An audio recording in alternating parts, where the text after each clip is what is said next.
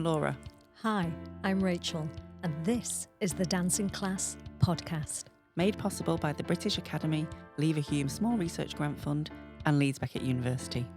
In this series, we invite dance industry professionals from working class backgrounds in the UK to talk about their experience of dance education and their careers.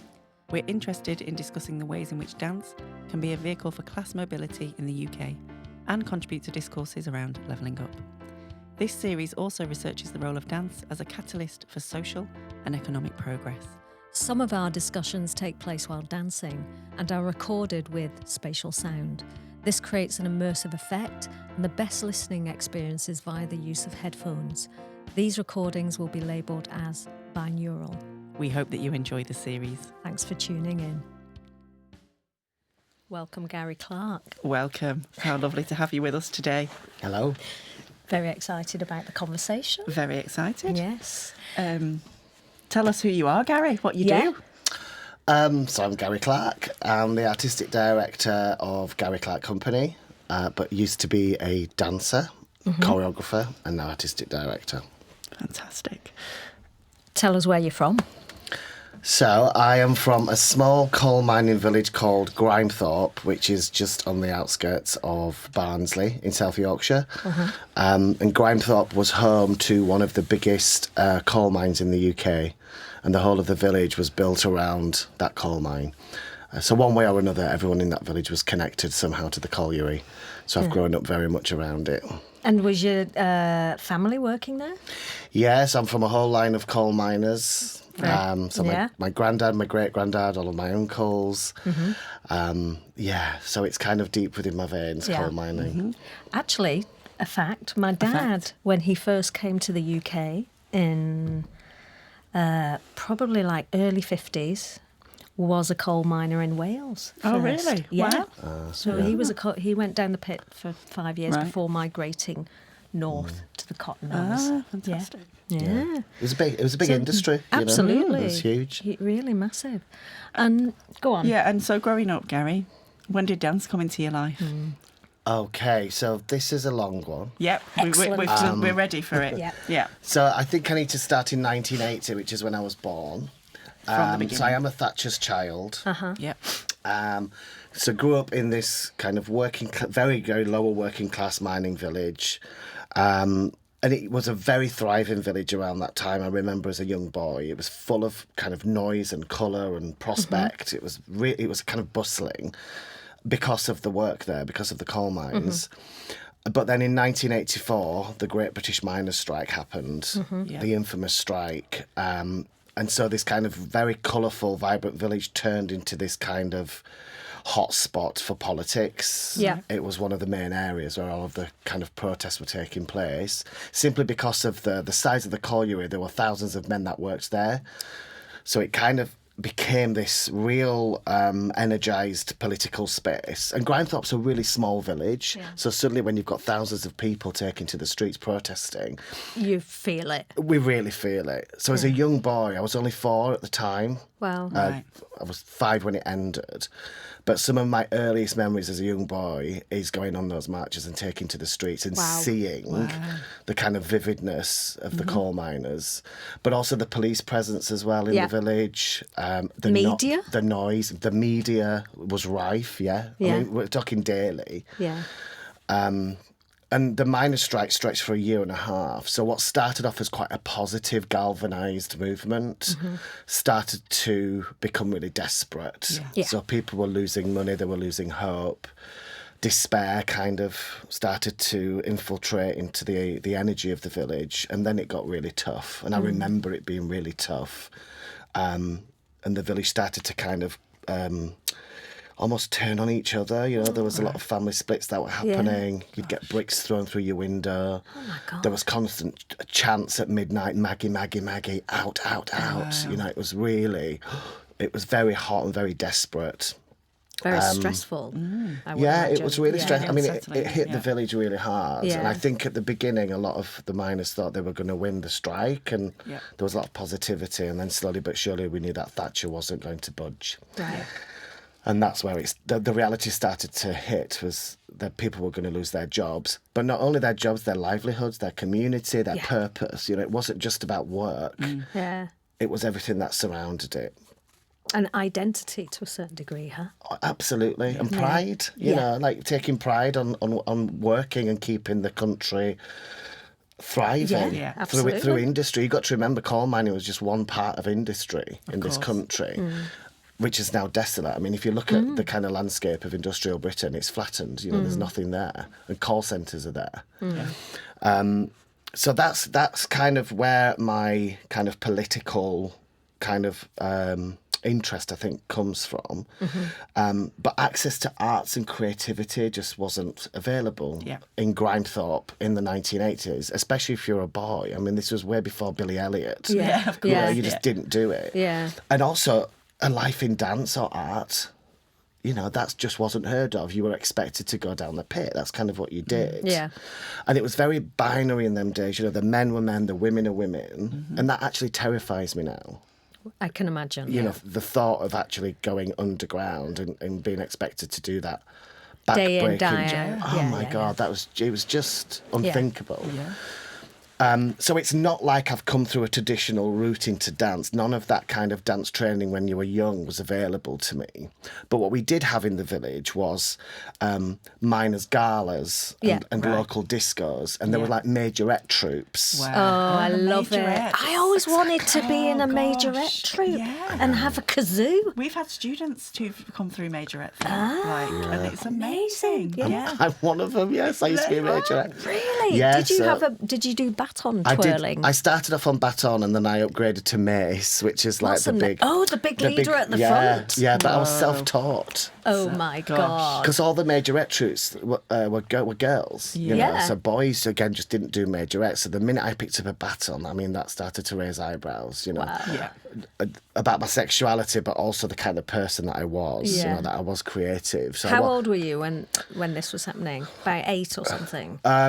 No, younger. I mean, my first baton twirling started when I was... Well, it was the miners' gala, so we're talking like 3-4-year-olds. Wow. And I used to march behind the majorettes onto the pitch, but then they used to go on and do the competitions where I had to stay behind because I wasn't part of the troupe. No. And were there other boys that joined in, No. Gary, or was it just you? Just you? There was just me. Wow. So again, suddenly it was, you know, my dad in particular was he wasn't happy at all, you know. Gosh. But Grimethorpe majorettes saw me. You know, I used to be at the side of the football pitch while they were, you know, doing their competitions.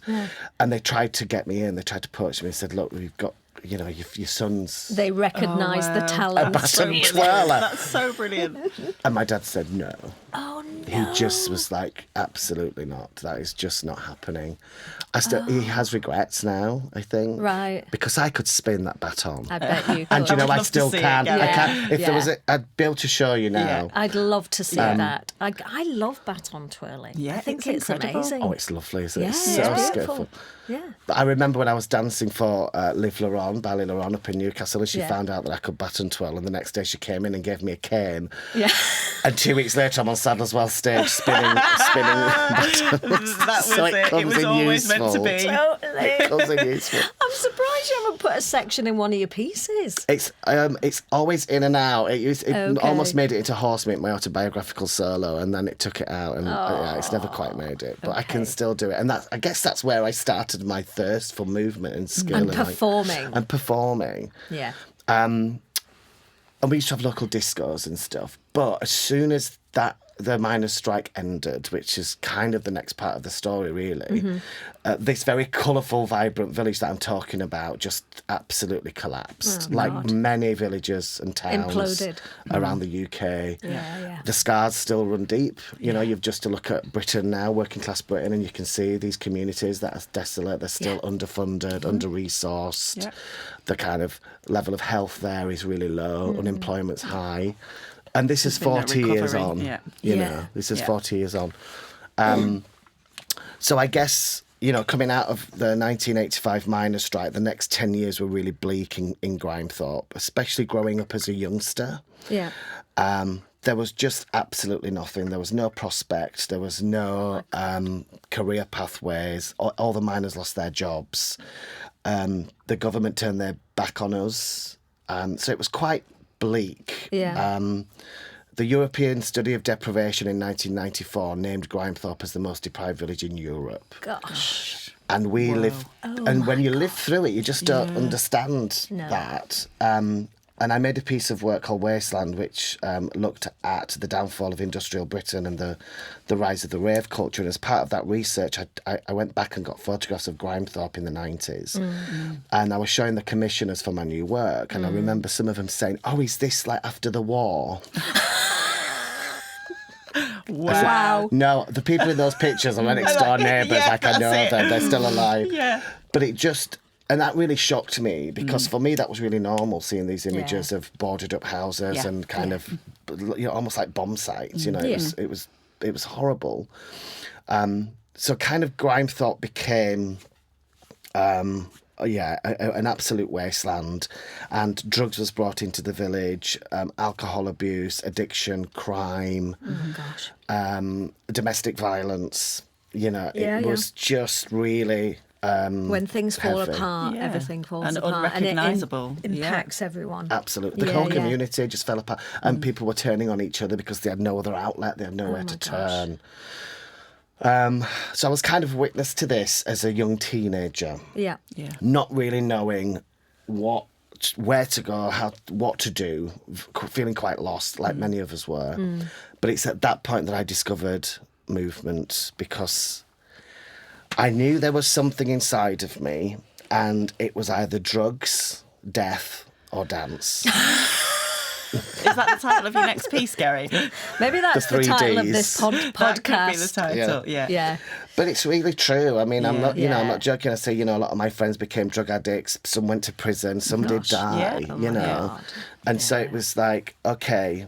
And I think, unconsciously, I made that decision that path wasn't for me. There had to be another way. Yeah. And so I started to move my body, and it was in private. And it In was your bedroom? In my bedroom. It was when the illegal rave culture started to come through. And so my brother, who's 7 years older, of which I'll talk about in a bit, because there's a whole story there, he was actually a part of that generation that was leaving school. Right. Whereas I was still at school. Okay. So imagine coming out of school And during that time. nothing. Yeah. Absolutely nothing. No hope. All of the apprenticeships had gone, all of the training. Yeah. There's no jobs. Where do you go? So my brother became an illegal raver. Okay. Yeah. And so he was taking over with all of his friends the kind of derelict warehouses and workspaces that once had working class industry. Yeah. He was then changing that into a landscape of colour and dance and expression And music, emotion and music, energy and community. Yeah, for sure. You got, when you decimate a community, we'll try as best to come back together in whatever means that is, because that's what we know. Yeah. So my brother was part of that movement. And used to go vanishing for days. I mean, sometimes we'd not see him for like a week. Really? And then he'd come back and none of us really knew where he'd gone. Right. And he was raving. He was out raving. And he'd just bounce from one rave to the next. And Gosh, and just dance all night long. Just dance for days and then come back. And sleep. Come And back did he ever home. dance with you at home, Gary? Was there ever any of that interaction? No, but what he did do is bring... God, now I can tell my age, but he brought home the mixtapes. Yes. Oh, beautiful. Yeah. And they used to have kind of hand-drawn scribbles on the front from the rave that had been like Uprising or Techno Beat or, And I remember finding these tapes and playing them and feeling a rush through my body of this new music. Before this, it was kind of pop music and dance music. But suddenly, this very, very urgent, quite political, loud, repetitive, driven music was... it was so inspiring, and I started to thrash around. Wow. Amazing. And that's kind of, but I didn't know I was dancing. I didn't know even dance existed. But my body was doing something, and I knew it was an awakening. Yeah. I just knew that it was something, and it was working, and it was a tonic. Yeah. I can feel it now as I speak about it, because it's so... That's so It's beautiful. still there, you know. Yeah. Sort of like super knitted into your fleshy being in a way. And like, wow, what is this Integral. feeling? Yeah. It was a feeling. It was So, I mean, it wasn't a dance training as such. It was but feeling. knowing in your body Oh, that of that's what course. you Yeah. want to do. Yeah. Yeah. And then the feeling after I've done it was the rush of it and going, oh, and you know that feeling you get when you dance and your whole muscles and your blood fizzes like lemonade. It was that feeling, you know. And the endorphin rush Yeah, from it. exactly. And you know, like that endorphin rush is also going to raise your positivity as well. Exactly. Your mental health is going to go up Absolutely. in a positive direction. Yeah. For sure. I always say to people, I've seen the transformational change that dance can have on people. Yeah. Yeah. Because I've lived through it. Like, Yeah. I really value movement and dance for its human purpose. Yeah. Yeah. And human what connects purpose. us Yeah, through human absolutely. purpose, It's the connecting of ourselves to each other, as well as what it can absolutely do in the sort of environment of your own body, and then the environment of the world around bodies you. together, Yeah, yeah. bodies together. And just for clarity then, Gary, so this was, like, dance was never at school, or was it? Or was it? No, it wasn't. They had a performing arts department. Yeah.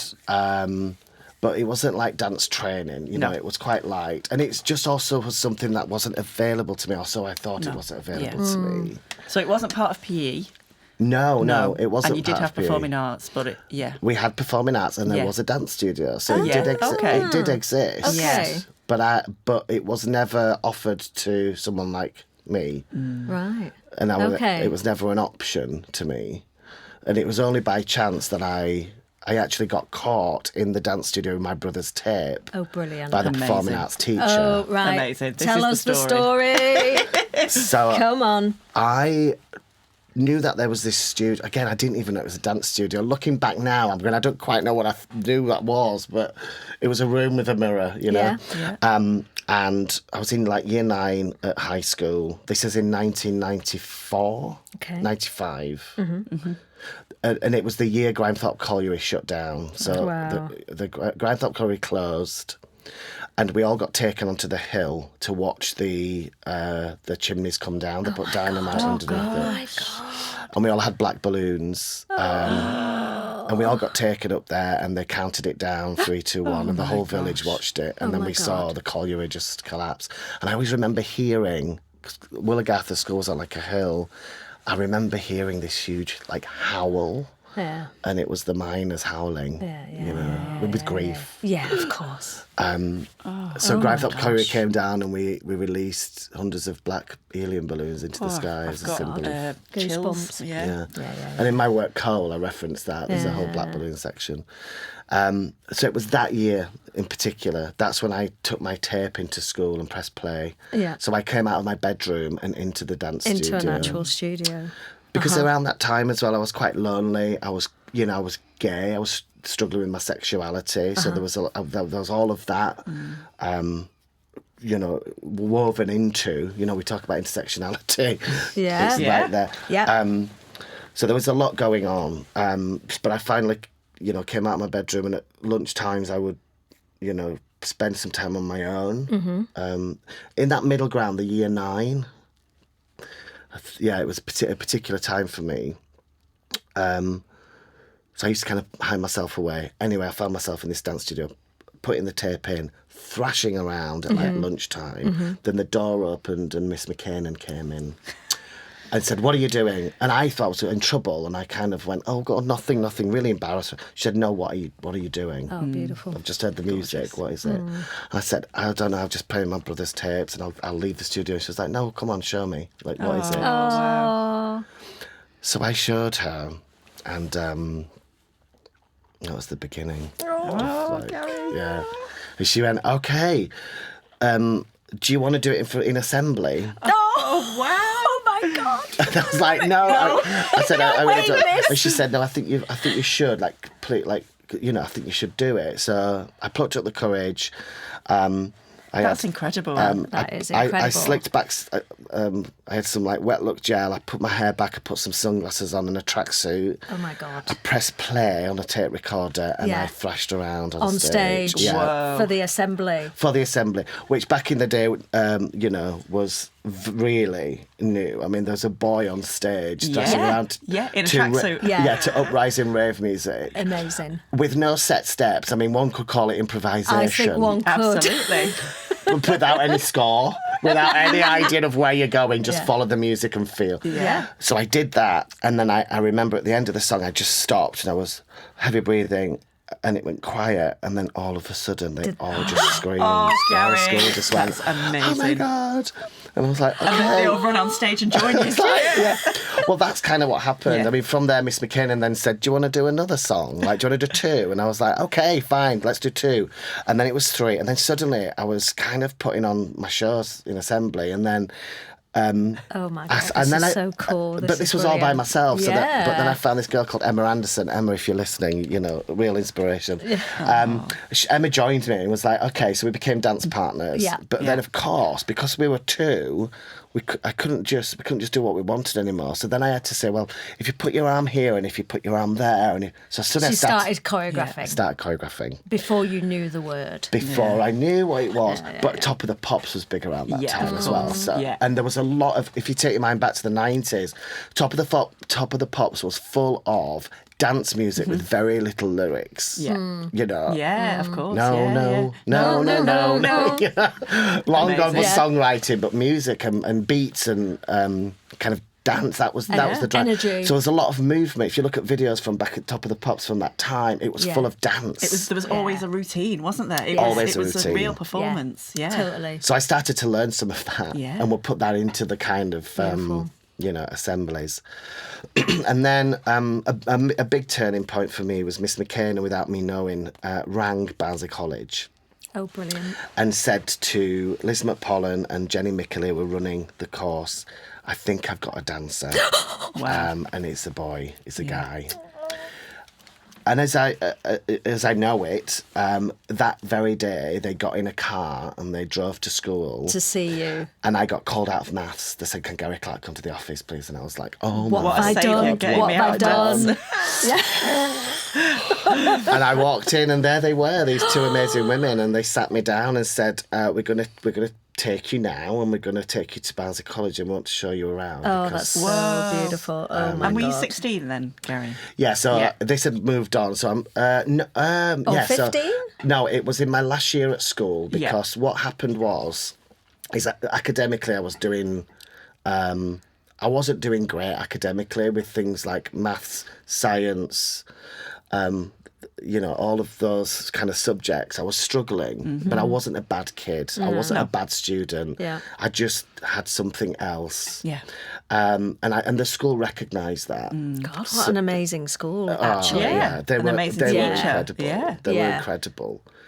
And so what happened was after I'd gone to Beckett College and had a look round, and I knew that there was a next step. The school knew there was a next step. Yeah.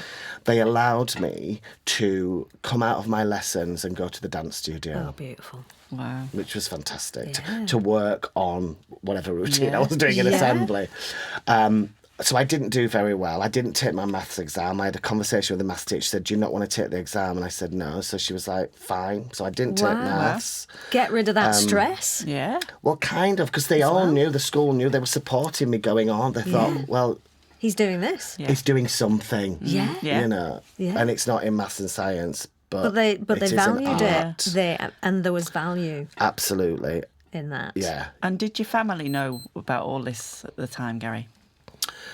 No. No. So this was really new. And then when I did tell them that I was going to Beckett College, because it was decided that's where I was going to go into. Again, I didn't know at the time what was coming, because I didn't know any other artists. I didn't know what performing arts was.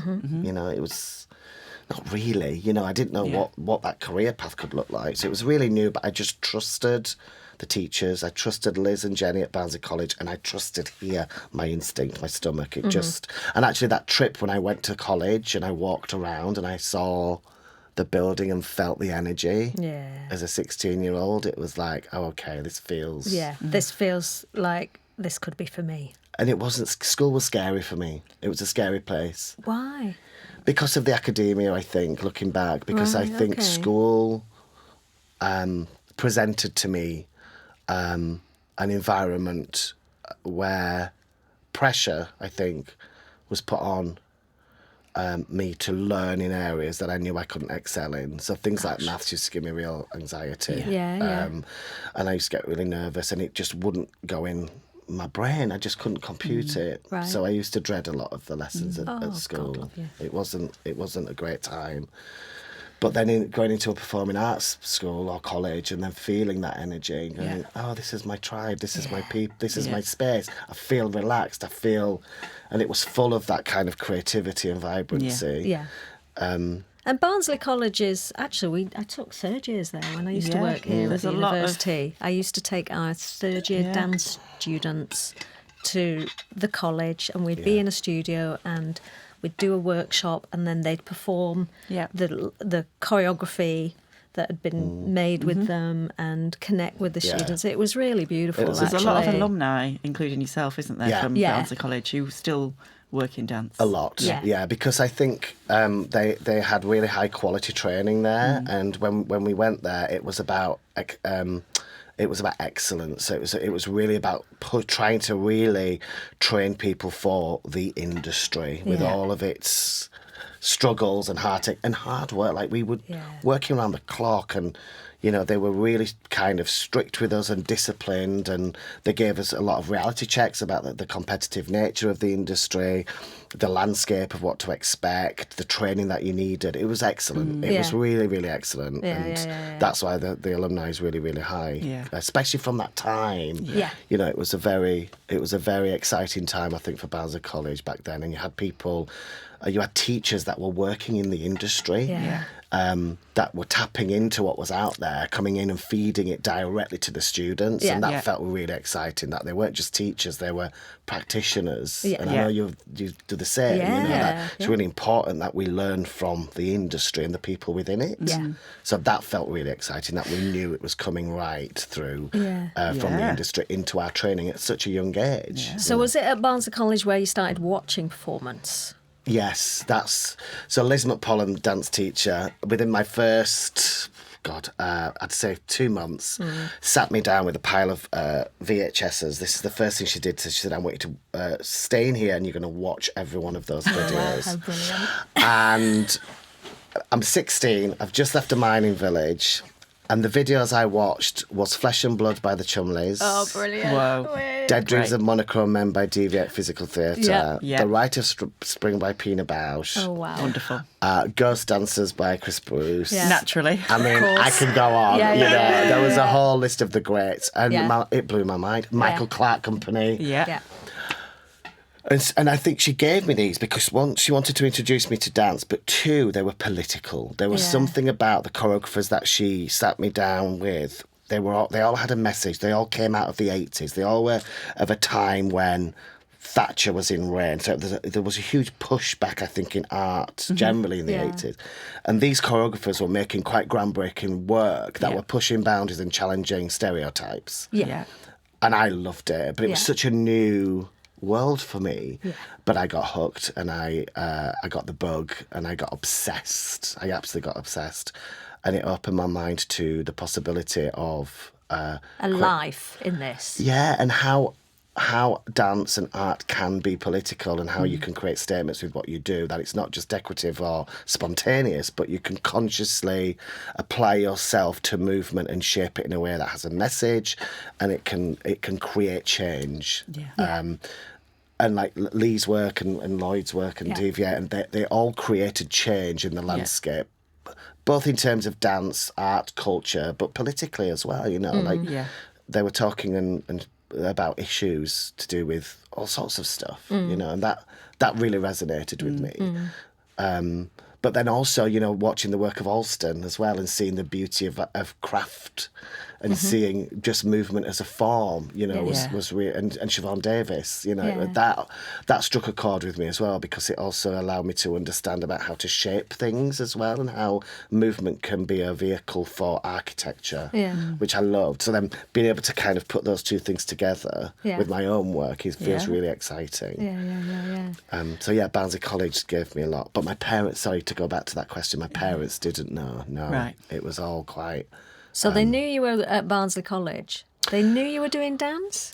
They didn't know they didn't know about my You're dancing in assembly. me dancing in assembly. Yeah. But then once Assembly we started dances. to go into what you were going to do next, the record of achievements, can you remember those at Oh, school? yeah. I've still got mine. I still have it. I can't seem to throw it away. It's part of your because it archive, says, I want to be a dancer. I mean, it actually says what I want to do there. Oh my God. It says I want to be a dancer or a red coat at Buttons. And I went and did both. Didn't so. we all? Beautiful. Yeah. So, yeah, that was... but then when I told them, of course, they just didn't understand. You know, it's like, what is dance? All my family worked. You know, they'd had what we might call real jobs, 9 to 5, and it was, hard back-breaking labour kind of work. So for me to suddenly say I'm going into performing arts, it was just a world that they didn't know about.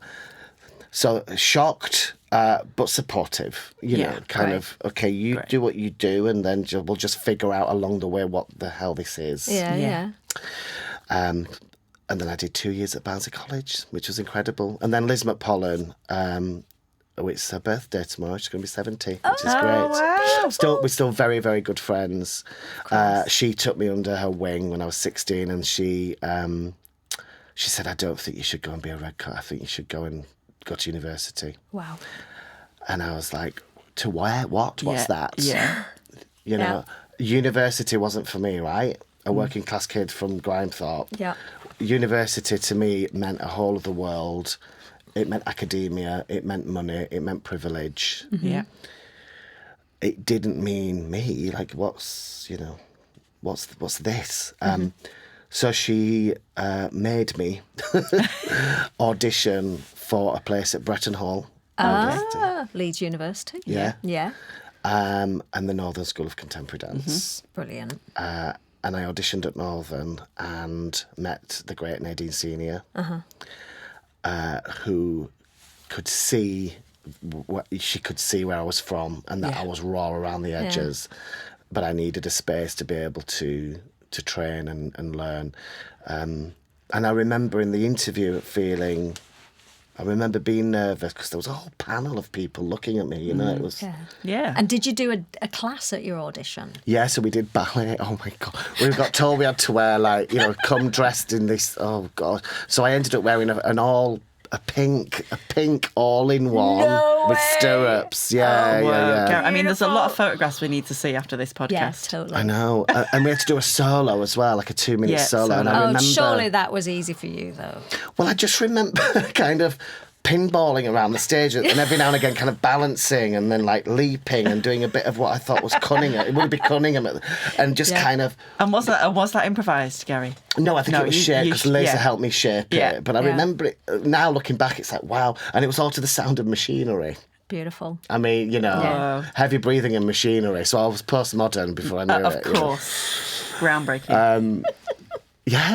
And then I do remember vividly, though, there was about 54 in my audition, and I think they only took about 2 of us. Oh, 2 my or 3. God. That's a lot, isn't it? 54. Wow. Yeah, back in the day, then, these big Yeah. auditions. So that's really reflecting, actually, how many young people were dancing, at the time. Yeah. It's like the real halcyon days, the 90s. Definitely. And I think back then with Northern, it was when you used to be able to get grants from your local councils. Nadine was and will always be passionate about bringing learning and vocation to kids that have not come through privilege. That's how Phoenix started. That's how Northern started. That everyone should have access to education. Yeah. So I was really lucky in that respect that she saw that within me. There was a lot of us there that were from working class backgrounds. That was going to be my next question. Yeah. And so actually, did you feel like a sense of solidarity then? Yeah. In a way. I mean, it wasn't like everybody was working class, but there was a whole range of people. And were there international applicants as well? Yeah. There were some. I mean, not like now. I mean, there's a lot of international students, but there were some, mainly from Europe, so like Denmark and Germany, France. And then a lot from, all over the UK, so people that come through London, but then from Scotland and Wales. It came from all over, really. But there was a big kind of working class kind of crowd of us there.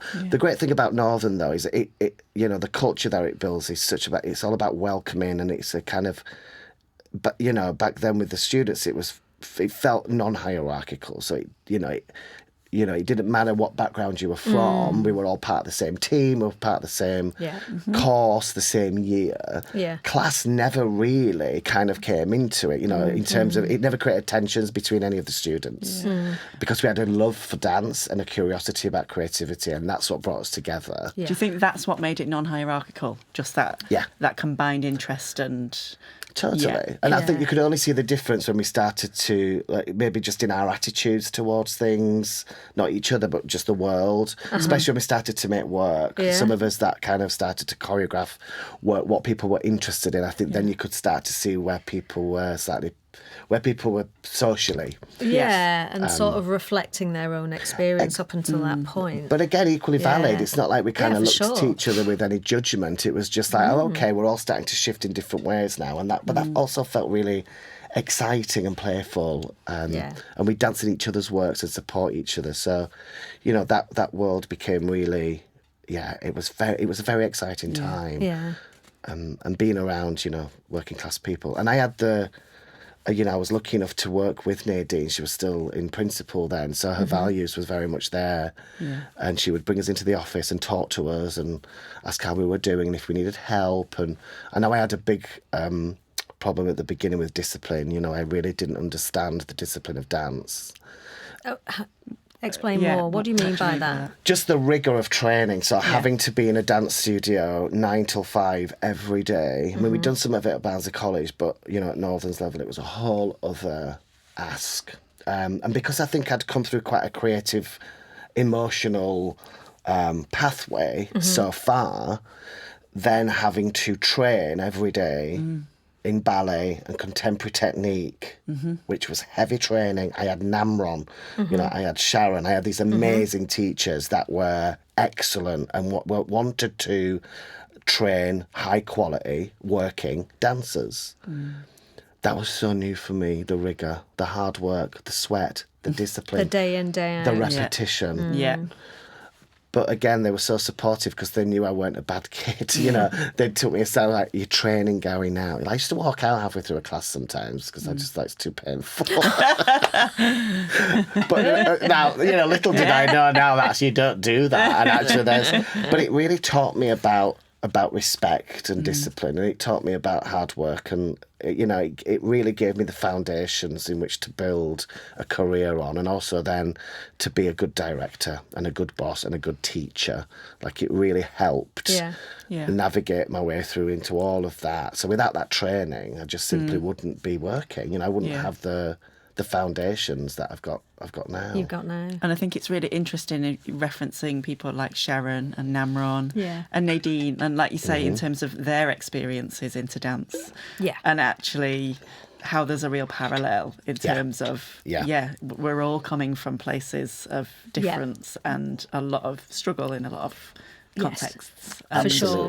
Like you say, that time as being really key in relation to people from working class backgrounds accessing that kind of education by educators who'd also experienced. Come through that. Yeah. And I think one thing that Northern really taught me, and I remember doing a talk for Northern's Blue Plaque unveiling for Nadine, and I said something like, they say you can always tell a Northern dancer, or you could back in the day, because we were quite steely, we were quite confident. We'd come out with this kind of strong, steely spine. And I think we were taught back then to be seen with confidence, to be proud of who you were, to stand tall, to not shy away from who you are. That's incredible. That's an incredible tool, life tool, I think, for many of us, is to how to stand tall and own who you are and be proud of where you're from and offer what you've got to the world. I do believe that's what sustained me a career for 25 years, is that sense of quiet confidence and kind of that I've got something to offer, not something to prove, something to offer to the world that I'm passionate about. And that's all come through that teaching. Yeah. And do you think that sort of bled into also how you might have felt more confident about entering different spaces, like more hierarchical spaces, like going to grand theatres and not feeling like you weren't allowed to be there. Do you know how I mean? So so it's sort of bleeding in even beyond the dance studio, but that is giving you a confidence as someone who clearly knew they were working class in a way that perhaps some of us who were working class didn't know we were working class, but we knew we were poor. Yeah. Do you know what I mean? Or you had a very sort of early learning in political understanding because of where you came from. But that this bodily confidence is allowing you to move out in the world with a sense of, no, I have a right to be here. It's my workplace. Yeah. It becomes my place of work. It's my office. It's where I go to work.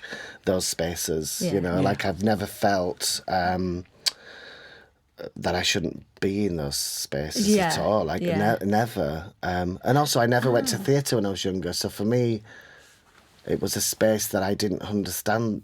Because you talk about hierarchy, right? You're talking about the kind of like and where you feel comfortable in a sense, or have you ever felt unsure about being in a space? Yeah, like because of an awareness of like a class difference, or no. And I think if I have, then I think unconsciously I've put my stamp on it, right? Rather than gone, I shouldn't be here. So I think as a dancer, actually, I have been in situations where it's not about being in a theatre, but I've been in situations where there's been a lot of money and people from a different class. Yeah. And I am aware of that. But rather than me just shrinking to the kind of corners, I'll just make my working classness even more. So you almost perform that? I not perform because that's exhausting, but I think, but I don't shy away from it, and I make a point of going, well, I'm from Barnsley and I'm from Grimethorpe, and this is my story, and this is who I am, and we get on. It's fine. I don't. Class for me is I'm not militant like that, like I've got people from all sorts of different walks of life, and I think sometimes it's just about sitting down and learning from each other. It's not about what's better and what's worse. I always remember we had a show and we had to go to this house for some private funders, and everyone was sat round drinking champagne, and we had to perform in the middle of this living room for all these people. Wow. What company was this? Can I say? Oh, it's up to you. It's up to you. It was a Sadler's Wells commission, so it was kind of in-house with a director who'd come from Broadway and Hollywood and was kind of used to this kind of way of networking, let's say, but we had to dance for our money, and this wasn't in a rehearsal room. And I remember feeling quite uncomfortable. A lot of us felt quite uncomfortable. There wasn't just me there. There was people who I know you definitely know was in there. And everyone just started to really say, this is wrong, we're not doing this, because it felt really demoralising, actually, just kind of with all these people, smoking cigars and drinking champagne, looking at us like we're some sort of prize. So everyone left. But I thought, no, I'm going to stay and I'm just going to drink all their champagne. Yes, I love it. And I did. And by the end of the night, I was sat on their knees and we were chatting about all sorts. And I had a great night because I thought, there's some champagne here. That's about £100 a bottle. I'm not leaving. So I stayed, and it was great. But I use that as an example because I remember it was one moment where I suddenly go, God, there's so many different lives that it's like it's a world so far away from. From what I'm used to. And you can either turn your back and walk the other direction, or you can meet it and meet it on your own terms as well. Absolutely. Because they sort of want to meet as well. Or if you presume that their act of generosity is to meet you in the middle as well. Absolutely. And then things can happen. And I do think there is a danger of poor working class people envying and feeling jealous of wealth and people that you might feel have more. But I know where my values are, Yeah. and I know where my strengths are, and it's deep rooted in humanity and persistence and love, you know, and community and togetherness, and that beats any kind of figure for me. That tops any kind of financial gain. Yeah. Money really doesn't make you happy. Yeah. Wealth doesn't make you happy. So And an infinity pool might look out of place in Grimethorpe. it'd also look really nice. So if there is any private funders out there that want me to dance for them, then Get that hot tub You'll on the have a garden. bottle of champagne ready. exactly, yeah, for exactly. sure. And so, Northern School. Yeah, so maybe after Northern School. Yeah, what happened next? Yeah, what happened next? So whilst I was training at Northern, I got obsessed with the work of Lea Anderson and the Chumleys. That's how we met. That's how yes, I'm coming on to did- that, which yeah, was let's- actually not far okay. off. Yeah, so Yeah, it's there. So I got obsessed with Lee and the Chumleys. I used to, still very good friends with Lee, but, you know, was really inspired by her kind of punk attitude. Loved the fact that the Chumleys were all these women with shaved heads and Doc Martens. Thought the Fanshaws were cool as a great group of guys, you know. So I used to study their work. I feel so sad now. But, you know, lunch hours, I used to go down and get the VHSs from Northern because they had their work, their Lee's work there. I used to learn all the choreography. Was desperate to be a Fanshawe. Desperate to work with Lee. I'd seen them live at Barnsley College. Yeah. The Lost Dances of Egon Sheila. I thought they were cool. These 6 guys in fluorescent suits, brogues and rock music. Oh, totally cool. Amazing. Just Yeah. amazing. Yeah. So I got obsessed with Lee, and then I'd made a pact to myself that I was going to work with Lee. If I'd not worked with Lee by the time I was kind of 30, then I'd just change job or something. It became my dream job. It was like, I want to be a Fanshawe. Yeah. And I remember whilst I was training, Luca Silvestrini from Protein was doing a workshop at Yorkshire Dance. Yeah. Now, and Luca knows this, but I only went to his workshop because I knew he was a Fanshawe. So I did was the workshop. determination there. I did the workshop with Protein, and then afterwards I went, you're a Fanshawe, aren't you? And he was like, I am, yes. And I was like, would you do me a favour and would you tell Lea Anderson that I really want to work for her? Brilliant. And there was only about 3 of us in the workshop anyway. And he was like, yeah, okay, fine. So off goes Luca. Little did I know that he went and told Lee. Brilliant. But that's how it's done. That's how it's done. Better than a bloody email, isn't it? Absolutely. Or a like on Insta. A like on Insta, yeah. Week after, or around that time, we were doing mock auditions, and Odette Hughes came in from Wayne McGregor Random Dance. Yeah. While she was telling us about her career history, she just dropped in that she used to dance for Lea Anderson and the Chumleys. Well, of course, I saw another opportunity. So I went up to her after the class and said, oh, you said that you were... Would you mind just going telling Lee that this is... She did the same. So suddenly, I was kind of putting the feelers out with Lee. And Lee was being Brilliant. bombarded with messages. Going, there's this guy in Leeds that's obsessed with you. But all I kept getting back as well, and what I knew, that was Lea Anderson didn't ever audition. She always worked with the same troupe. I mean, the Chumleys and Fanshaws were going from 84. You know, we're talking now it's 2000. So she was kind of... She was still with the same gang. Yeah. That's what was great about the Chums and Yeah. Fans, that they were a tribe, a gang.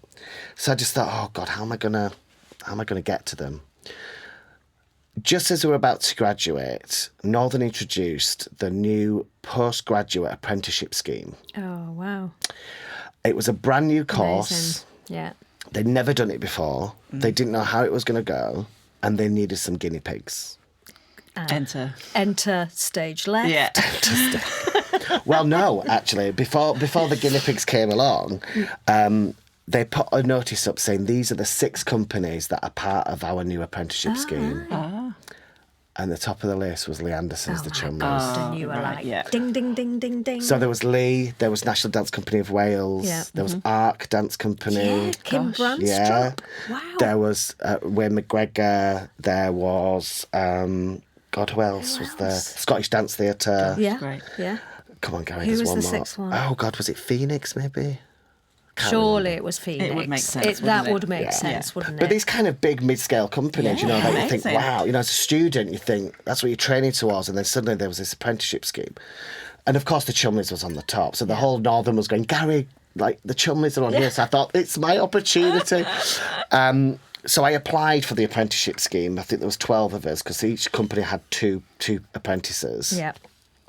And so Teresa Barker came up from London, from the Chumleys. I love Teresa. Yeah. And she taught us some choreography that I knew from what I'd studied in the library. Brilliant. So straight away, You had You were it on it. instantly. Yeah. You were I just on had the it. style. Yeah. and I just thought, I've got to get this. Surely. I have to get Yes. this. Yeah.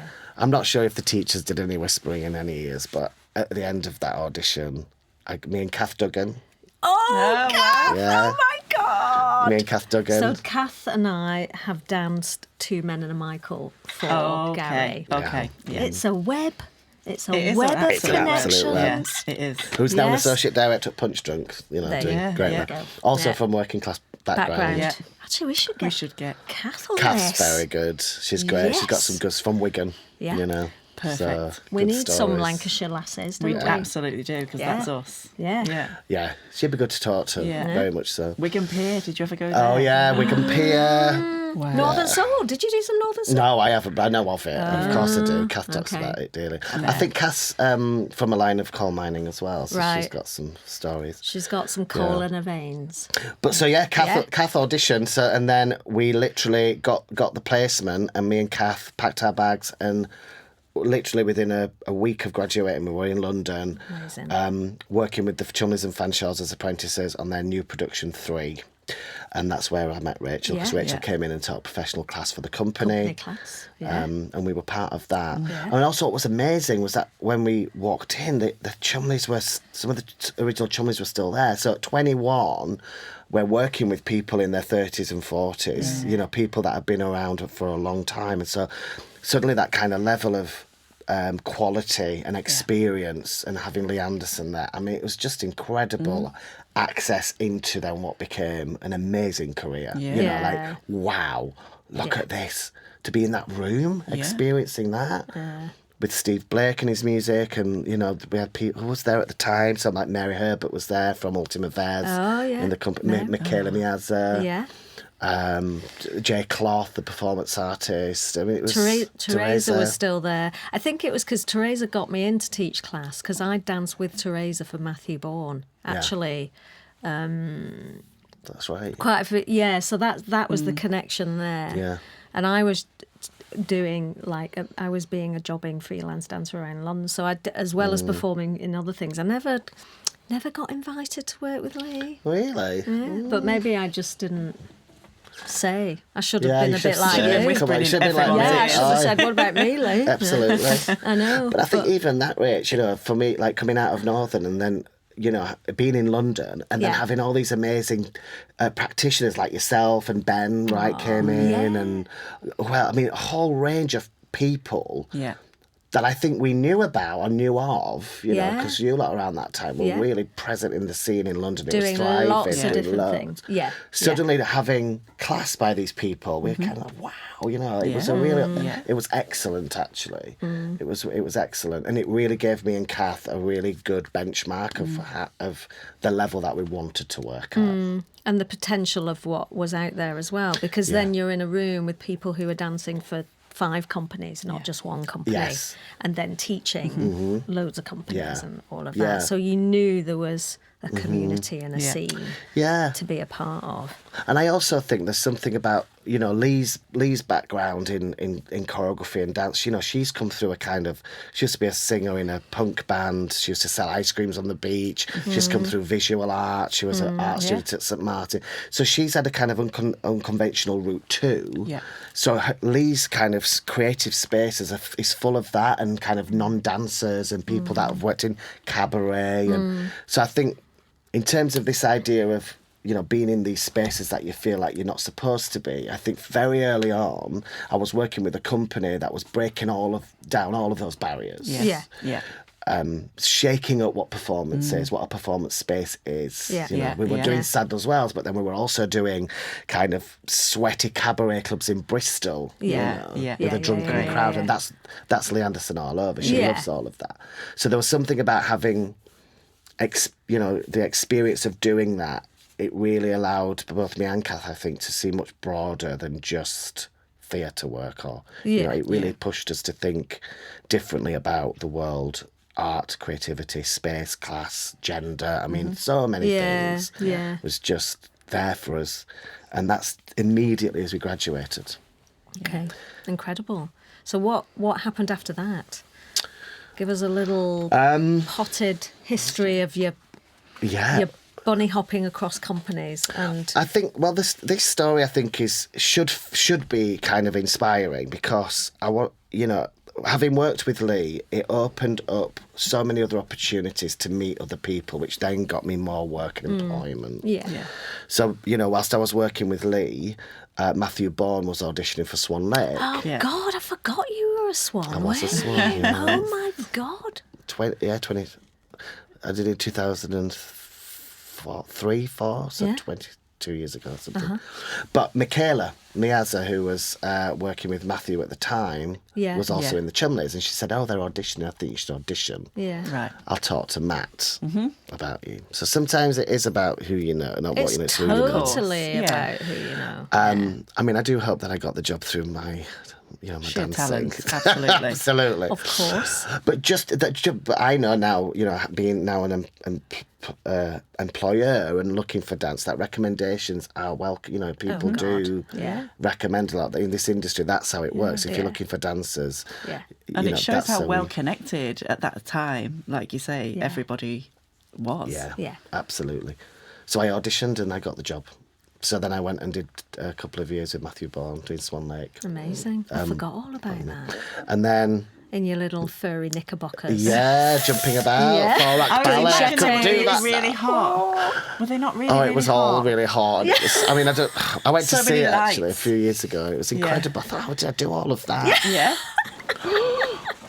Amazing. Especially when, we'd have people in our cast from the Royal Ballet, and there'd be me stood at the bar with From my Barnsley, sickle feet. But, With coal in your veins, as Rachel says. but I think that's what made me a swan, right? Yeah. Like, there's something about Matt saw beyond the technique. Yeah. And there's something about my bite and my passion. attitude, that kind yeah, Of, and attitude. I think Absolutely. that- Well, I know it's going to be crass to hear it, but it is sort of like the Billy Elliot story, isn't it? Well, it is. Yeah, it Because is. also No, it is. Adam So it is. Cooper is Yeah. in that bloody film at the end in his furry When he jumps on as a swan. knickerbockers, I know. isn't And Do you, he he? think, did it. do you think that they knew about you when they made that film?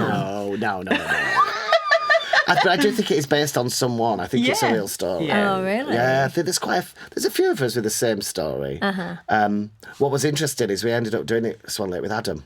We went to Japan with Adam Cooper Oh, and the cast who were in Billy Elliot. So when we got there were still some of the guys that were in the film. So yeah, the Billy Elliot thing, I don't mind it. Oh, but that's it's, nice to hear. yeah. Yeah. and when I saw Billy Elliot, oh my gosh, God, it was. Even now, if I watch that film, I just, I get really teary because I think we're being quite jovial about this, but the pain and the struggle is still heavy on my chest. Like it just takes. If I hear a brass band, I'd start It's like- crying. Yeah, My first piece of solo choreography that I put into Resolution called Carbon.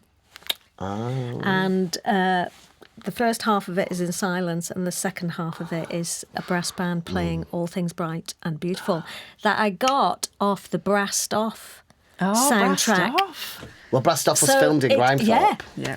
And it's the Grimethorpe Call You a Band. Call You a Band, So it's yeah, like of course, yeah. this massive thing. Yeah. Yeah. But there's something about that, isn't there, Rach? About being when you're working class, like the sound of working class is things like God, yeah. it carries a sound. Yeah. And with that sound carries a pride and an Absolutely. identity and a place yeah. and a time and a culture, and it's so evocative that I Totally. think whether it's unconscious or not, we wear it as that, like And we wear carry it. it. Yeah. I mean, also, like, steel bands make me cry instantly because I grew up in a really mixed heritage community, predominantly Southeast Asian and West Indian. So also I grew up around listening to a lot of steel bands as well as Same. brass bands. I learned and steel band at school. Oh, I love. I still am like that's. I So love it. I had a teacher who a music teacher, and I was on there was a programme called the 8:15 from Manchester. Do you remember that? The 8:15 from Manchester. And I remember us all being bundled into a minibus with these steel drums. Yeah, and we played on the telly. God, I love yeah. it. Oh, wow. Yeah, and I still love it. Yeah. When I went to the Caribbean on dance workshops when I was doing my degree. How did you manage that? I know, amazing. Yeah. Wow. And I just remember Was it being chapel suddenly surrounded by steel drums pan, and just being like, this is like Mecca.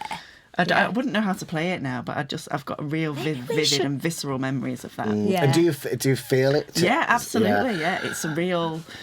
Yeah, I can't describe it, but it's like it's just like coming home. Do you know what I mean? It feels like it's like the sound that feels most connected to me, and it's just a real welcome feeling when I hear a steel band. Wow. Yeah, I and literally also really tear wants up. to make me move. Yeah. I start crying. Yeah. I can't stop it. Like I well up. Yeah. And it's just like a switch. incredible. Yeah, it's incredible. But I also think that's why I was good at Latin American and ballroom. Yes. Because I'd done steel pan as a top from like age 5. Wow. Yeah, music. You can see how well I can do it. So sorry, we we butted in digressed. and we're Yeah. connecting up with you. What was I Where were we up talking to? about? But I think this maybe. So you were just talking about that working class like sounds and Yes. associations. So, of course, working class features in a lot of your work. Yeah. And do you want to talk to us about that? Yeah, Yeah. I do. Yeah. So I guess I started watching a lot of work, as we do when we're obsessed by this crazy industry that we're in. Because it becomes an obsession and a lifestyle. And even on your days off, you end up finding yourself at the theatre. Well, yeah, and it's where your community is. Absolutely. You're hanging out with people and all your friends are that. And I know. you go to watch your friends. I know. I think early on I tried to go, no, that's work and that's life. And then I realised that without that, there isn't life. So let's just, give There's it no up, line give it up. between. Yeah. And I think what's really amazing is even on my days off, I still work. Like, I try so hard to switch off and I just can't. And it's because I love it. It's because I absolutely love what I'm doing. It's an obsession. It's amazing. Anyway, yeah, so I think I was watching a lot of work, but I think what I was not seeing out there in dance was working class storytelling. Yeah. And there was something inside of me that wanted to try and communicate that. And I thought there's a space open and I think I can fill it. And I was getting older and getting more politically aware and started to really understand that my work could be a vehicle for change, that it could be a piece of activism, that it could stand tall, not just in dance, but in society. Out there, culturally. Yeah. Can I do that? So I set off on a mission to make my first ever contemporary working class dance work. Now, I must talk about Annabelle Dunbar here because she's my producer from Nottingham, from a coalfield, is an incredible woman. Set up Danceworks UK in Sheffield in the 90s. Yeah. Brought people like the Fanshaws, Michael Clarke, to Sheffield theatres, who came out to Barnsley College and did workshop with us.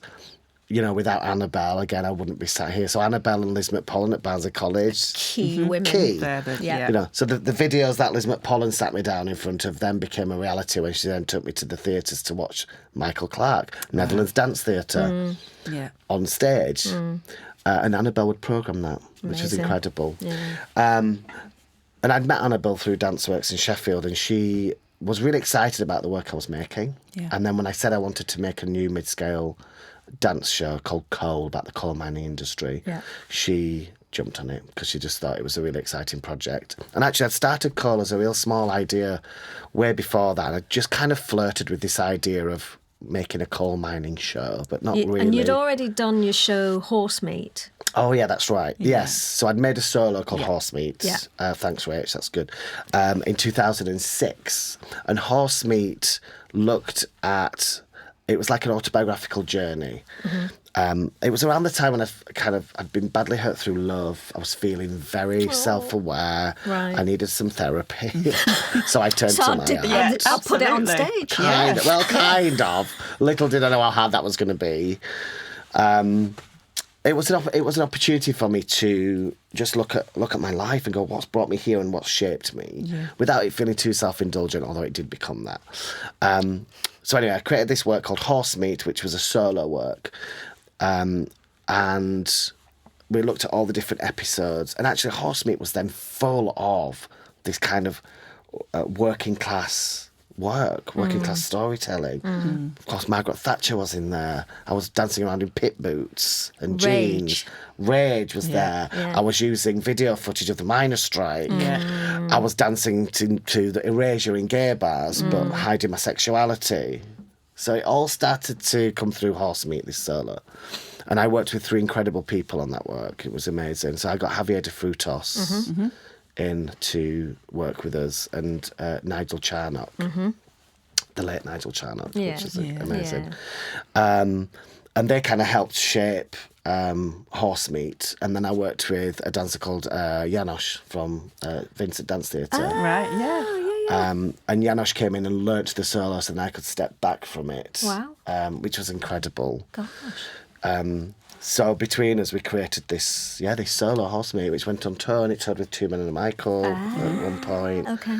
And that kind of led me on. I think that was the kind of starting point of looking at story and working class stories and my autobiography and purpose. And was that your start to thinking, okay, maybe I'm not going to be a dancer, it's Oh, sorry, I'm saying that a bit rubbishly. Was that the start of you going, okay, I think I'm going to be a choreographer now? I think I've always been a choreographer like, before I was a dancer. Right. I think dancer came second. Interesting. Yeah. And so you're just returning back to that point. Yeah, and I'd never consciously set out to stop dancing. It was never me going, all right, I've always just followed my path and my heart and my gut. Like, it's just, that's what I've done. And so I never thought, oh, one day I'm just going to stop moving and stop dancing. Naturally, it just kind of happened. The last show I did was a piece by Jerome Bell, The Show Must Go On with Kanduko. And a lot of that work is about just stillness and standing and composition and space. But I really remember in that moment thinking, we were in Paris and stood on this amazing stage with these thousands of people.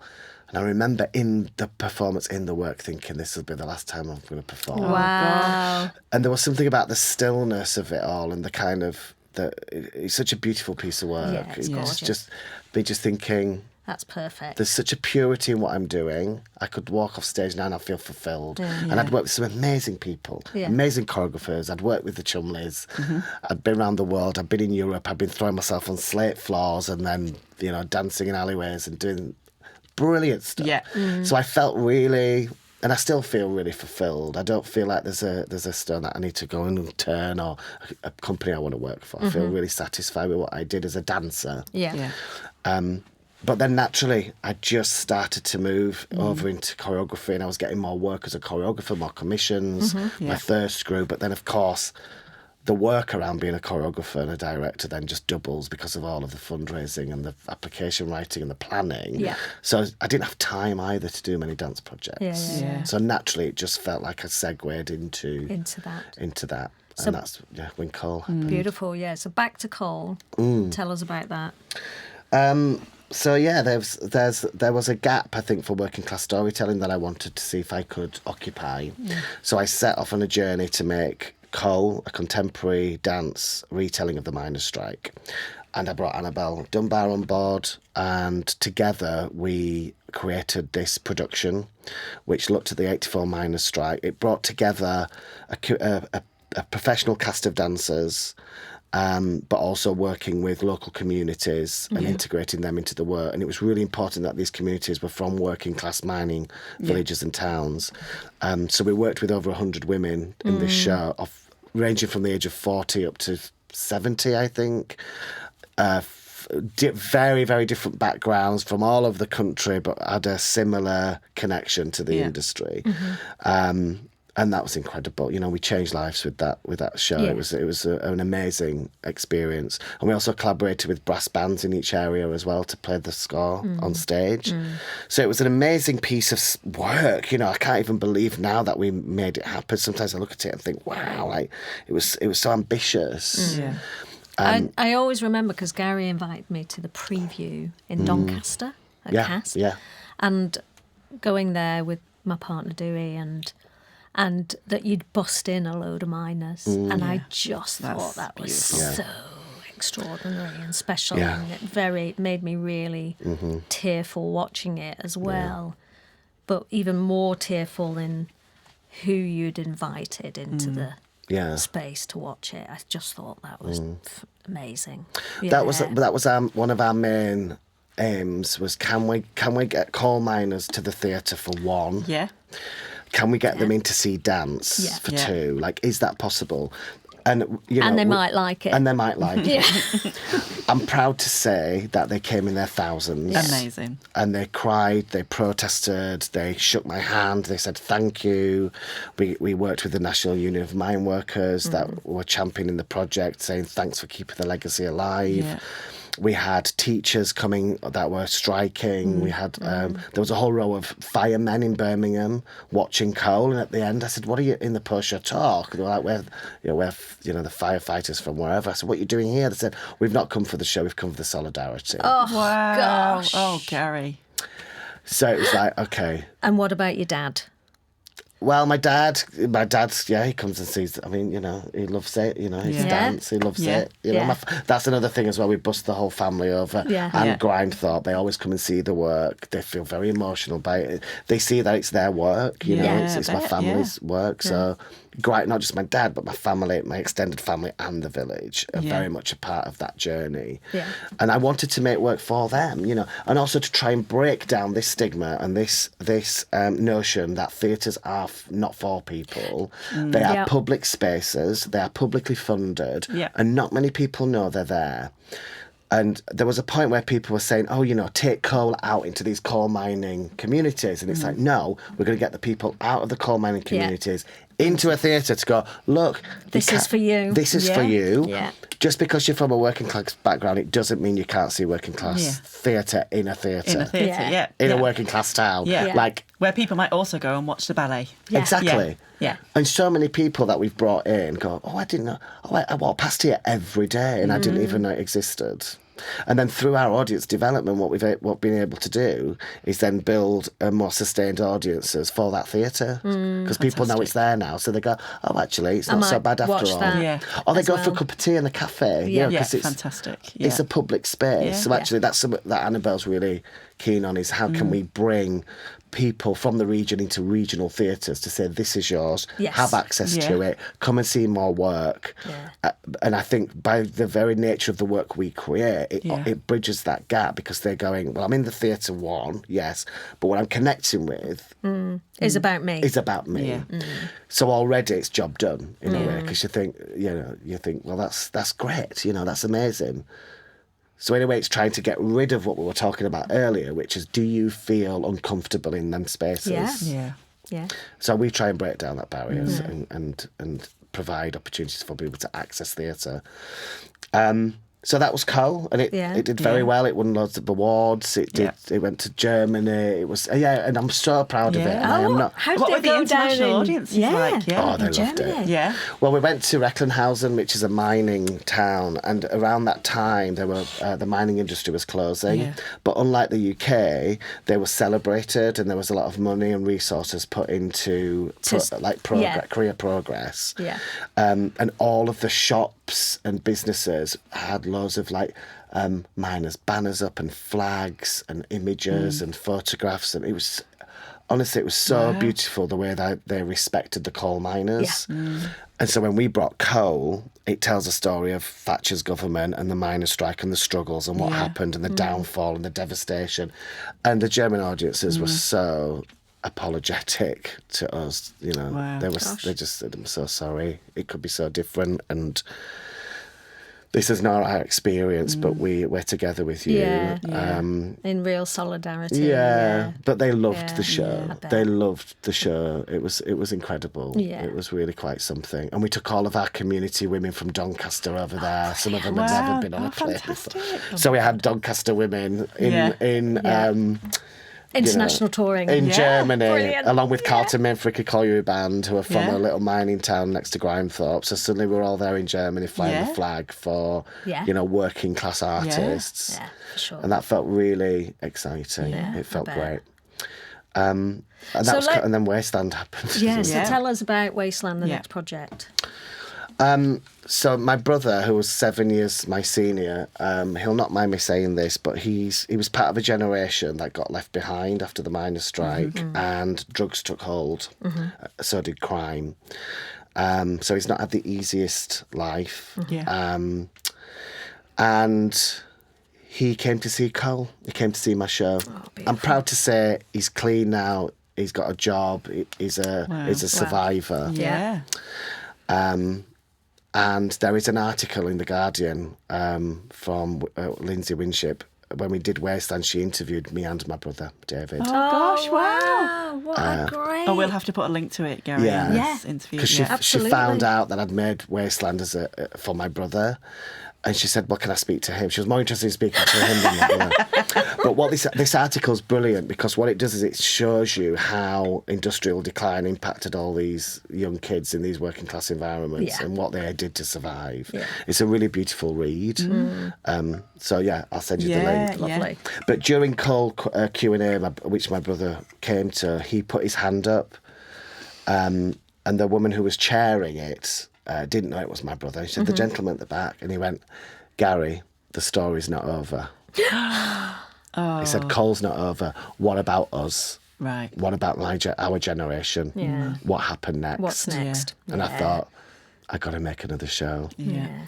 So I made a show called Wasteland, which looked at the death of industrial Britain and then the rise of the rave culture. So I kind of followed my brother's journey, but also looking at how two different generations coped in a turbulent era of upheaval. Yeah. Like how one generation became still and static and ground to a halt, and yet the next was trying to create this movement, this need to build communities. Which often came through artistic practice. Yeah. Absolutely.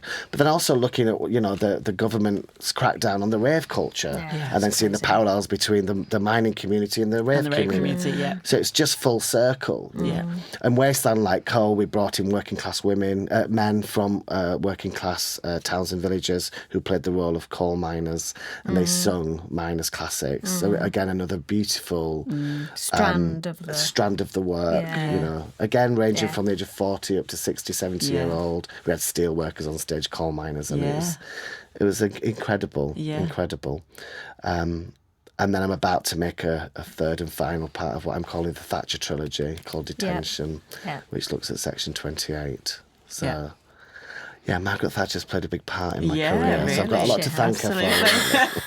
I know. And do you think, would you say you're still working class, Gary? Well, this is interesting. Yes. Because I think on paper, if you didn't know who I was, I think on paper I would be classed as middle class because of my education, my job title, my job role, my income. Yeah. But my values are working class. Yeah. So I think I'm grounded and I'm rooted in working class values. Yeah. You still live in... And I still live in Grimethorpe. Yeah. I still live, I'm the only one in my family to ever go to university still. Yeah.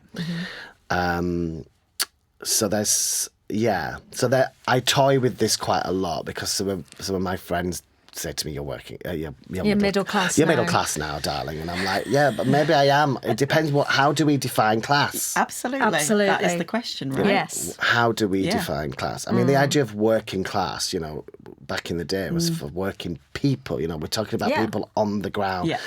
In industry, really. People that worked. there who worked. Yeah. And they weren't sort of, I don't know, I think one way of putting it is they were doing the work, not telling people to do the work. With low pay. Yeah. Yeah. Yeah. Generally, I think that's what it was. It was hard work and low pay. Yeah. Which I think when you look at the public sector now, you can still see that people are working hard with low pay. Yeah. People that are saving lives and putting out fires and keeping crime off the streets. It's like these are not big wage packets. Yeah. So I think the word working class now, because of how far we've moved away from industry and labour and what all that meant, I think it means different things to different people. Yeah, for sure. And I think it can be quite a divisive tool that people use, and it can be thrown around quite flippantly, I think. Do you think, sorry to interrupt, do you think you've ever experienced that sort of divisiveness? In a negative way? Within the Within what working you've classes? done? No, just... In your life? In your life and your work, have you ever I felt like you've encountered that sort of divisiveness in relation to class experience and difference in class? Not explicitly, no. And I think because of my upbringing and my parents and my family, they're so steely. And I think I've just taught to just take charge of my environments and just assert myself in ways, and I think it's unconscious. So I can't say that I've ever felt a victim because of my class or felt unjust because of my class, because, you know, if I want something, I'll try damn hard to get it and I'll make it happen one way or another. Like I'm resilient like that. Like all my family, you know, like I've got such a huge family and we've got a resilience that's generations old. Yeah. You know, it's not just my generation, it goes way back. And that's because of the hard work and the grit, and you stand up and you carry on and you fight for what you believe in and you go forward and you... so I think I've always kind of had that attitude in a way where I kind of try and create that space and earn what I feel I'm owed, or what the world is owed, or, you know, or I'll call out injustice. You know? And do you think your dance training has got anything to do with that as well, Gary? I do, absolutely. Yeah. Again, I think going back to like Northern and Lismore Pollen at Barnsley College, the time of the 90s where we were politically and socially, I think impacted massively. Yeah. I think being in Chapeltown in Leeds, you know, this amazing space, this community that we weren't in, you know, a metropolitan city. Like, I think being surrounded by all of that, I think was integral. Again, having Nadine and the great teachers there, I think all of that definitely impacted. And I think there was something about training at Northern and at Barnsley College which always encouraged us to be who we were. Like, don't change, celebrate who you are. You know, we were never told not to be, or you cannot and shall not and will not. It was always you can, you will, and try and don't hide. And use what you've got as your power. And I think that's incredible. I mean, people like Sharon, you know, was a huge inspiration for me. Right. And Nadine and the whole Phoenix lot, you know, and you know, the way they talk about, you know, colour and class and them carving a way through that in the early 80s, which again was so new. And they talk about spirit a lot. And spirit and community, of course. I think all of that has absolutely just kind of seeped into my bones. Do you think now, because you talk a lot about people, these figures throughout your journey, and almost like mentors or, you know, supporters, do you find yourself sort of unconsciously now being a mentor for others, or for perhaps working class dancers who are coming through, or are you aware of that? Like, I mean, like the dancers in your work, for instance. Yeah, I mean, I do a lot of mentoring now, but it's not just with working class artists. I just do a mentor a lot. But a lot of my mentoring is about resilience. You know, be strong in your foot. You know, it's about spirit. It's about that rather than class. But I also talk a lot about having a message, knowing what you want to say to the world, how you want to communicate it. When I work with students, you know, I always say to them, what do you want to say? How do you want to say it? What space do you want to occupy? Use your art as a vehicle for change. You know, don't just see your art as decorative. See it as a piece of activism, regardless of what that is. It doesn't even have to be overtly political. What space do you want to occupy? So that's the kind of stuff I talk about a lot with people. I mentor. It's about occupying space and being really switched on to what your work can do and the impact it can have on the wider scope of people, the more global society. And I'm not saying we're going to change the world in what we do, but if we think like that, then I think we can create small ripples that might then go on to create huge ripples, and then you just don't know where it's going to lead to. And I think that's the beauty and the power of art. Yeah, for sure.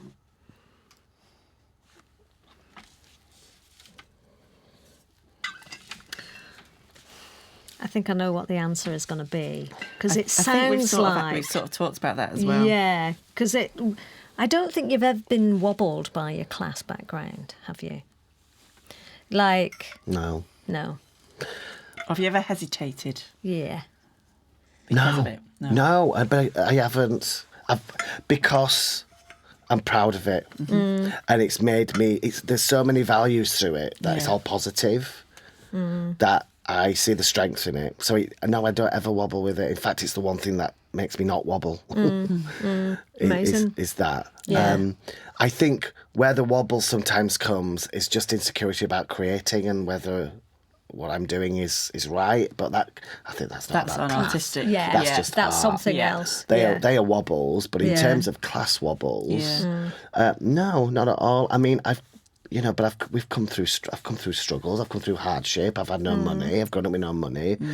But through that, we've learned how to deal with that. So anything extra for me is a bonus. Like, life's great Yeah. because when you've kind of had nothing and you've had to fight for stuff, then now, I've got this amazing job and I'm earning a living and I'm doing what I love and I'm changing lives and I've got audiences and work and prospect and employment opportunities. Yeah. That's fantastic for me. Yeah. Yeah. So everything for me is a bonus. Nothing's ever a negative.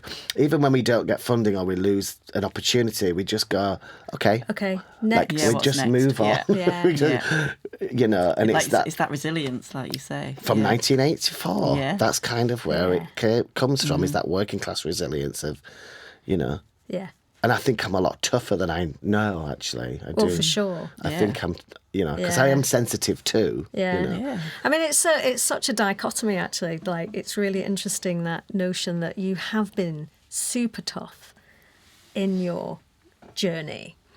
And I'm just sort of circling back, perhaps, to your dad getting worried with you with a baton in your hand going, that's not tough. Yeah. But actually, the journey is like, of a dancer and an artist is like Yeah. super duper tough. sure. And tough in different ways, going down a mine and sticking dynamite in a wall of coal.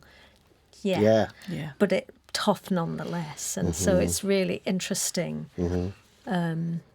how that has changed, maybe also your parents and your family's understanding about what grit is and what toughness is. Yeah. In terms of what you're doing and how you've built a life for yourself. Yeah.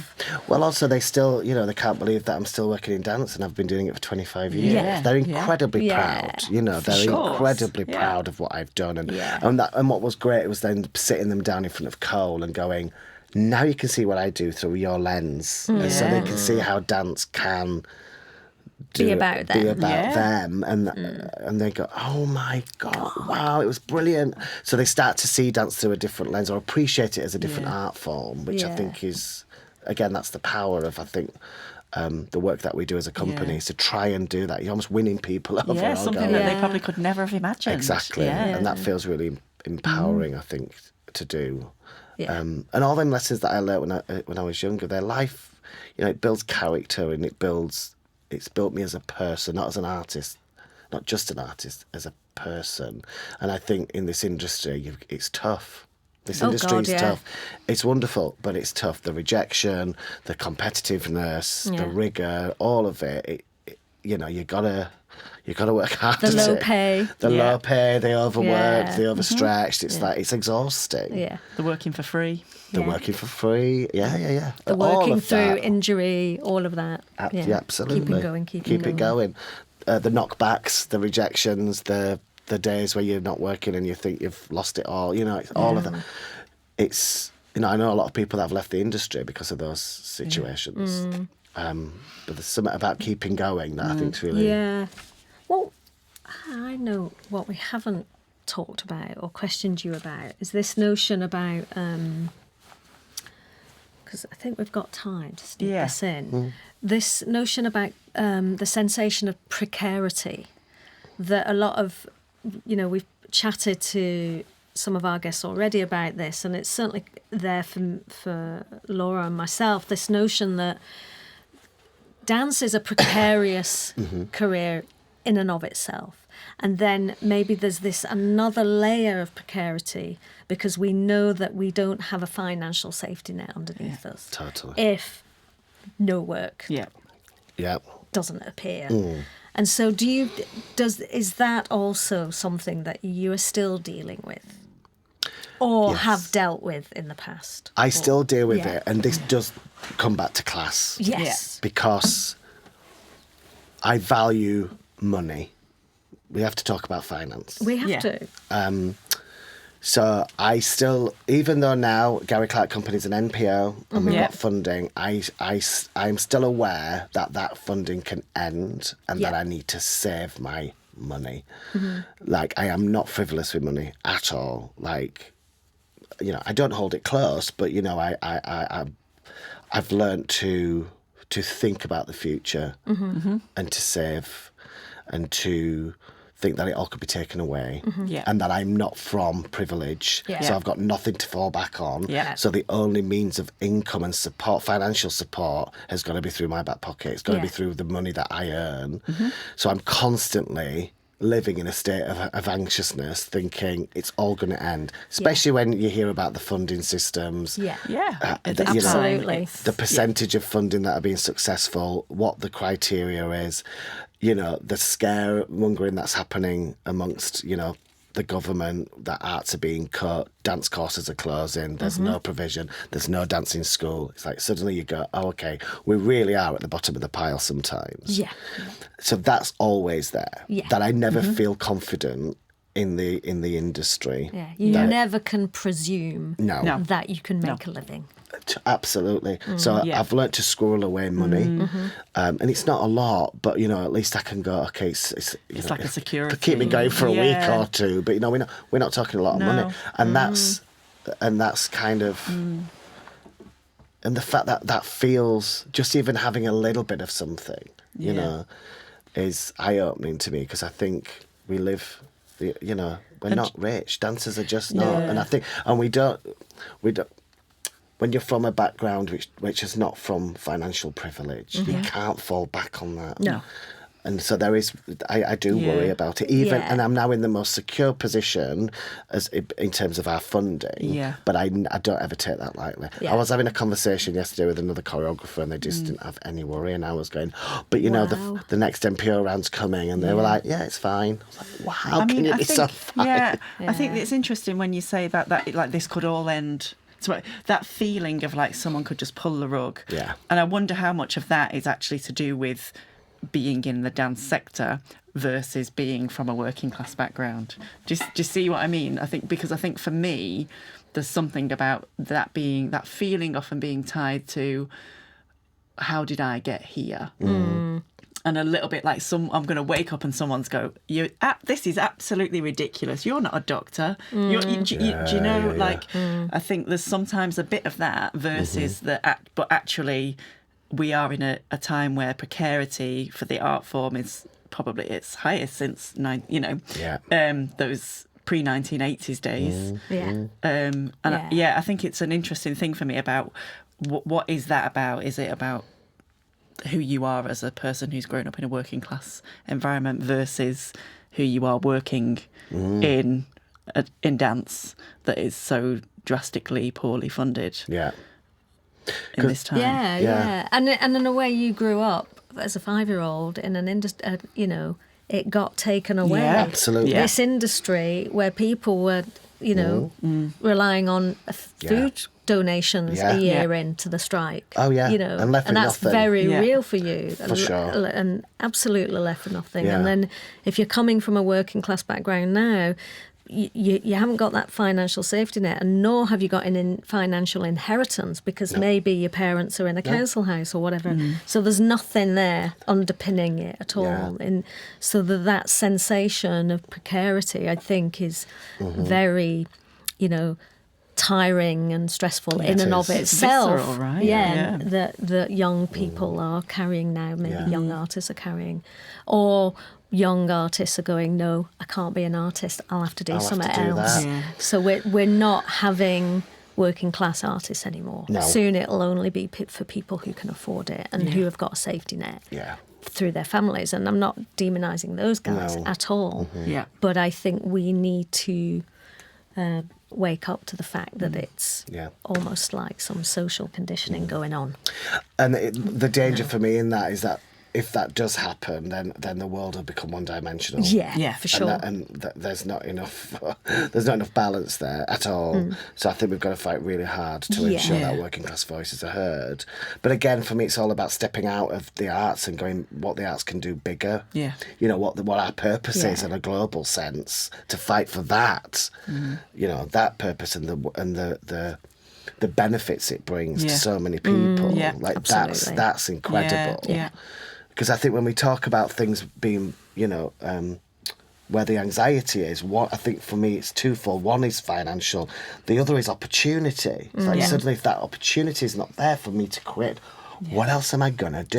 It starts to make you go, look at your skill base and you suddenly go, there's a lot of transferable skills. We all know that in what we do.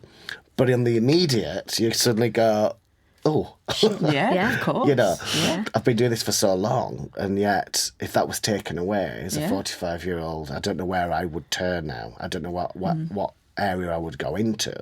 Especially now if dance is going from all curriculums and courses, so exactly. that goes. Then the employment goes and the funding goes. It's like, okay, so where are we now? Yeah, absolutely. You know? All of those foundations upon why we're all here, and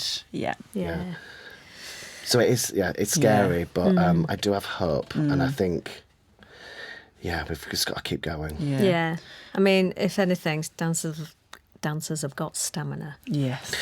Yeah, and somehow say. do we need another movement? You know, when you look at the political and social landscape, we've not had a big shake-up for a long time. You know, my mum keeps saying we need to take to the streets. Sounds like that's what needs to happen. Gary's leading the revolution. You're my brass band. with a megaphone at the... And a baton. Yeah. God. Yeah. Yes. Can we see it? Or What's the this about mace. Sarah The Blanc mace. suddenly? So I nearly brought Okay. it up earlier because when you were talking about dancing for the people with the champagne, Yeah. Oh, yeah. and I can't remember how. But I was going to, and it was when you were saying before that, as a precursor to that you'd been in rooms with people of very different class, and I wanted to say was one of those times in Paris. In Paris. Oh, yeah. On your day off, Gary. Yes. Oh. This is the connection. Yes. So, I was in Paris with Jean Bell. Yeah. And Okay, Sarah Blanc so it was comes back to there. that. Yes. Are you talking about Disneyland? Oh God, me and Sarah, it was so funny. There was about 30 of us on tour, and she put in this group chat like, anyone for Disneyland tomorrow? It was the only day off. Silence, like literally silent. And I was like, fuck that. I'm not going to know galleries. I'm off to Disneyland. So me, Sarah, and this other chap got on a train and we went to Disneyland for the whole day. And it was just, and we were like, we just kept running on Space Mountain. It was so me and Sarah's been to Disneyland. Which was, that was the connection. And we keep WhatsApping each other with little, Sarah's brilliant. So it's Disneyland. Yeah. 2 grown adults running on Dumbo. Yeah. Excellent. So bad, isn't it? It was great. I love it though. It's a great story. Yeah. We were just discussing cultural hierarchies and smashing them. Yeah. Yeah. Disneyland. Yeah. And I think just to, the last thing we really want to ask is... Yeah. So we've been asking everybody because part of the impetus for this podcast is about this notion of levelling up Britain that's come through the Conservative government, the sort of legacy of that. And thinking about certainly what we were just talking about in relation to arts and this need of a revolution, but thinking about what your thoughts might be in relation to... Even that as a term. That as a term, but also what that might mean in relation to how you might position yourself, in relation to the work you do, where you've come from, this kind of sense of North versus South that's kind of all implicit in that. Have you levelled up? Have you levelled up? Yeah. On the dance train? See, I've got another hour to go with this is this the question. question. Yeah. We should have asked this first. Yeah. So levelling up, it's all a bit, unless you know about it, it's all a bit confusing, isn't it? Yeah. But Yeah. I think... And can be misunderstood. Yeah. I think on the notion, so, I like it because I think for far too long there has been there's just been a few hot spots for arts and culture in our country. And I think places like Barnsley and where I'm from has Yeah. just been creatively forgotten about. So I like the idea that unseen places that might not have arts and culture at its heart are getting funding and money and opportunities to thrive in those areas to create a better life for those local people. Yeah. So I think it's a good thing, and I think when we talk, and it seems fair.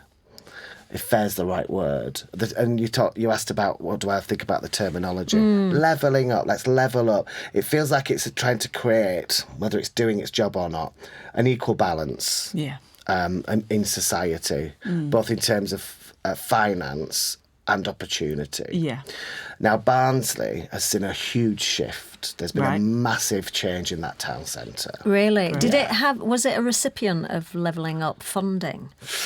Well, there was Levelling Up, and then there was about 2 or 3 different strands that all kind of overlapped at the time. Right. So I'm not sure. Exactly what? Don't quote me on this. Okay, yeah. But I know it got some money to help bolster. Yeah. Boost the town. Boost the town. Yeah. Yeah.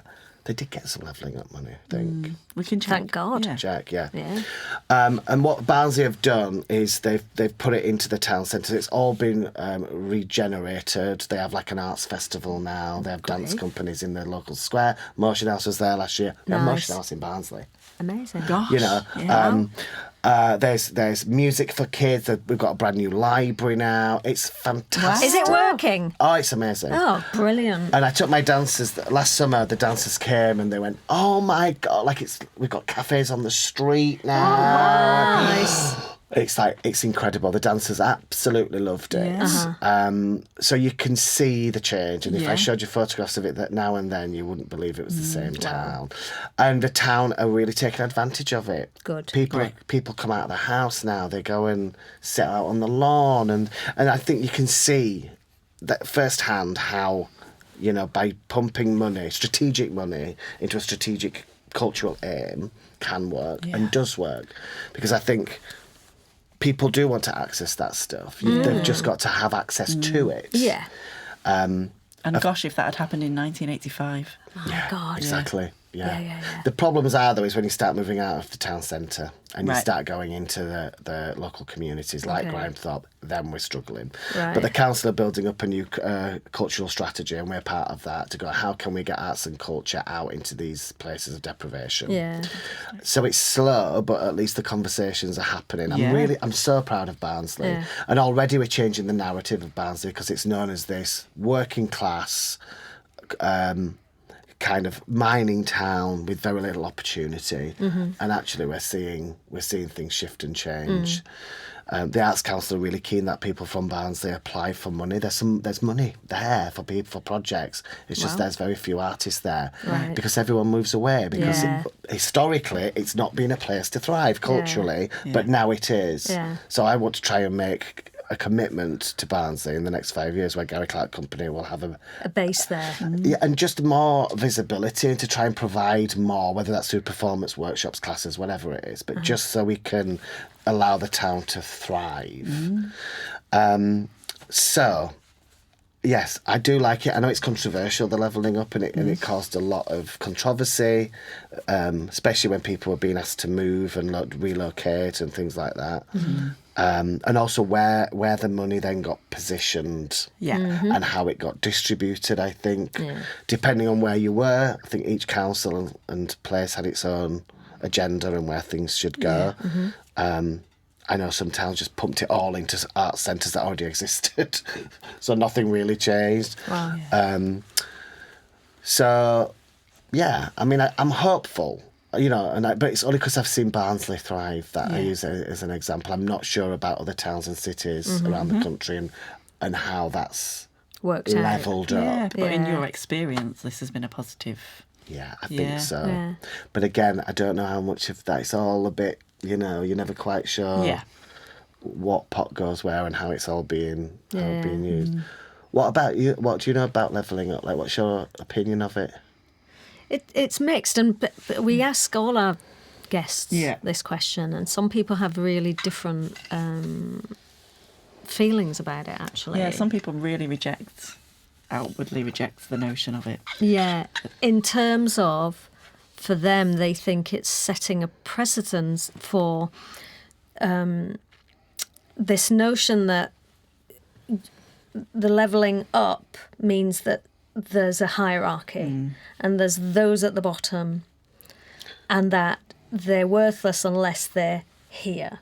So it's problematic in the narrative that people who are at the bottom, that they're not culturally or socially sophisticated. So it's kind of denigrating working classness.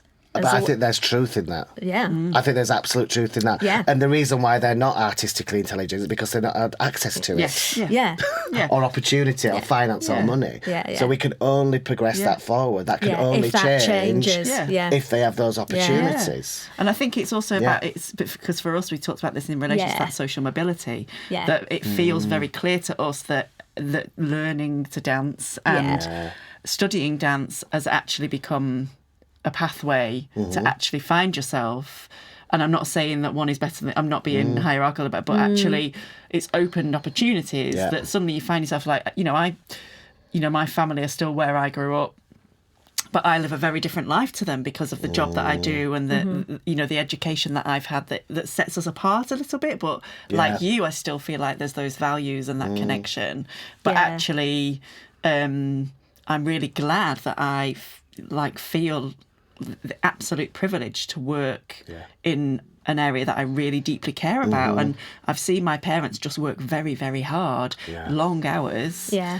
And actually coming through dance has enabled me to feel comfortable to be in spaces like this. Do you see what I mean? Of course. So I think there's something about the social mobility in terms of like, actually that has levelled me up. But I feel like I want it to be really clear that is because of dance. Of course. I wonder if there's this thing where, because when we talk about class, the word up, suddenly we go, it's hierarchy. So if they said levelling out. This is what we've discussed before. Up a lot. It's the language. The language. Yeah. So exactly. Up means higher. Up and down. Absolutely. Wow. But, so we thought... thought... contradiction with levelling, isn't it? Like, you say, like this sort of... I've never thought of that. I've never thought of it like that. So that feels really nice to get that perception on it. But that maybe we'd need to level out like the whole of society to make it more equal. So there's less of a gap between the very rich and the very poor. And that's why some people level out. They and they feel perhaps uncomfortable with that term because it's just saying like, no, we just need to make everyone go in that direction. But actually, it's not quite as simple as that. And of course, there's all of like you. Yeah. I get that. Like you mentioned there, Rachel, about that sort of sense of sophistication. Like when I was growing up, like I was really aware that financially we weren't comfortable. But actually, my parents were. My dad was an intelligent man, and he read the Telegraph on a Sunday, and he introduced me to he knew that I was interested in dance and art, and so he would show me paintings and show me the art extracts of the paper, and we'd go on holiday and we'd visit art galleries, and so culturally I had a really rich kind of introduction to culture, and but actually that was kind of paralleled with his job. He was a milkman, and it's this real tension. Of course. And opening up the discussion that actually being working class, often it's very narrow, the focus of what people think working class is. Like, so it's portrayed in on the telly as like, you live in that type of house. It's usually a councillor estate, you're feckless, you're poor, you're a drug dealer, it's crime, it's this. But actually, there are multiple experiences of working classness in terms of the environment you've grown up in and what you've been exposed to, and whether there was a library at the end of the street or not, or whatever. And so we want to try and also bust this myth that working class people are unsophisticated culturally or artistically or socially. Actually, there are plenty of sophisticated working class people.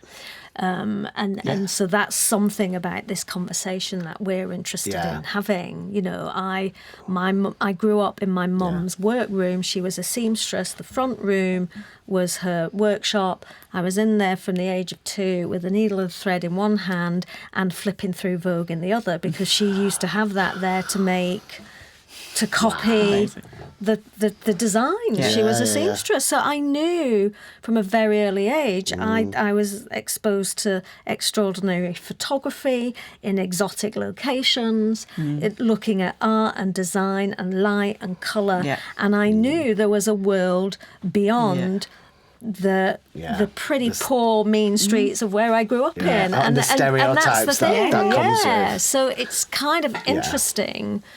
We thought of want to sort of like break open that notion that being working class is just this thing. You look like this, you live here, and this is what you think, and this is what you know, and it's not much. Yeah. That's bollocks. Yeah.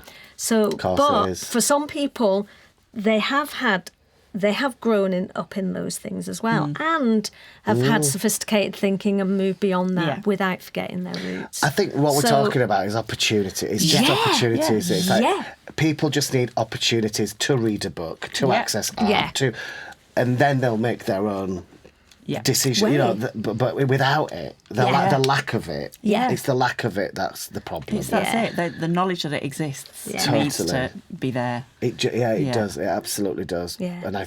But that's what I'm hopeful for. That, you know. Absolutely. And also for everybody. This is not just about artists. For everybody. Yeah. Absolutely. You know, everybody's mental well-being and health and way of thinking. You know, and imagination and all of it. And and physical ability to just be in their bodies. Yeah. It's big.